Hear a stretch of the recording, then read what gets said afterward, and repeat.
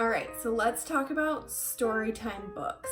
Books that will keep you and your kids entertained. You can fulfill that 20 minutes of reading every day and make sure that it's educational and, of course, happy and fun and colorful. UBAM way, right? So this book is about putting these different vehicles to sleep, and you can see they each have their own little slide out book as you go through Night Night Busy Town. This was my very first big purchase from UBAM, and we still love it. It's still one of my absolute favorites. It's got the beautiful ribbon that keeps your place as you go through. It's filled with stories that we all know and love, and the illustrations definitely meant to keep your kids entertained as you read them a story. Set them on your lap and read away all these classics. It is, oh, this is a gem. Okay, one of my kids' very favorites, I asked them before I made this video for you guys what their favorite story time is with Daddy. And this is what they chose, Muddle and Match books. These books work on alliteration and teaching them bigger words that you don't use in your everyday language.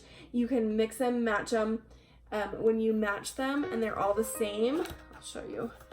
They all start with the same letter.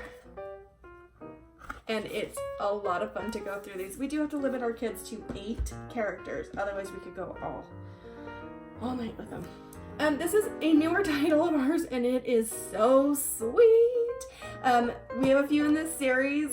My other one is also an animal, and this is Once Upon a Timely, and it goes through fairy tales, and it reads off in rhyming way, different ways that you love your kids. So I'll read you one. I love you genuinely like Geppetto's boy. I love you beautifully like the beast's hard-won joy. Oh, this is a great one for when you're putting them down to bed, and you just remind them and yourself that you're a good parent and you love them. Okay, this one is a lot of fun to read with my husband as well because he does voices, and he just cracks us up. So this is The Prince and the Witch and the Thief and the Bears. And it's a dad putting his son to sleep, and the son says, Daddy, I want you to make up a story, and I want it to have all of these things in it. And as they go out throughout the story, the son asks questions, and it leads to changing the way the story goes. And I find myself, when I'm like, oh, I'm just so tired, telling my kids stories this exact way. Up next, we have Dragon Post. This is by the same author as Nibbles. So it's obviously very interactive. This little boy has a dragon, and he gets mail and sends mail. And as you go through, you get to pull out the different mail, the different letters. Oh, that's upside down.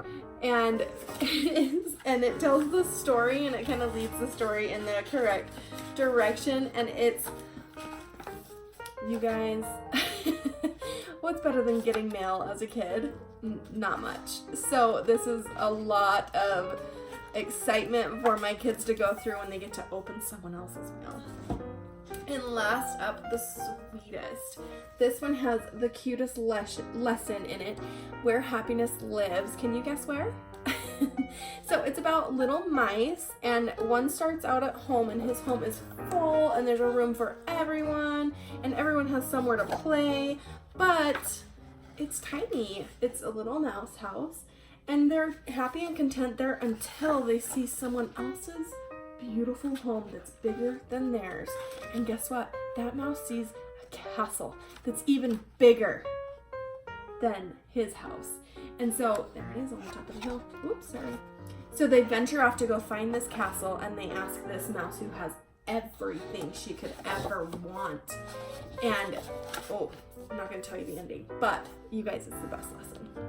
So there are some fun storytime books that you can read to your kids to fulfill that 20 minutes a day of reading. I hope you love them as much as I do. If you guys have any questions or other suggestions, I would love to hear it. See you guys soon.